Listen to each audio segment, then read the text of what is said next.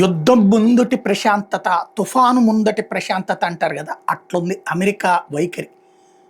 Trump ఓ పక్కన లొంగిపోమ్మన్నాడు, కొమయి లొంగను పొమ్మన్నాడు.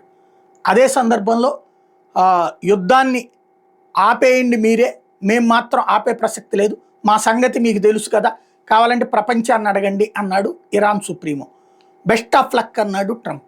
ఆ మాట అన్నాడు అంటే ఖచ్చితంగా ఆగట్లేదు అని అర్థం.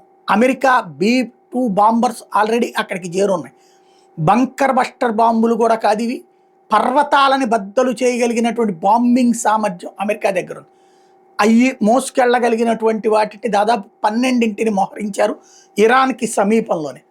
దాంతో ఓ పక్కన ఏం జరుగుతుందో అన్నటువంటి భయం, రెండో పక్కన అమెరికా ఏమీ చెయ్యదులే, ఇన్వాల్వ్ కాదులే అనేటటువంటి ధైర్యం.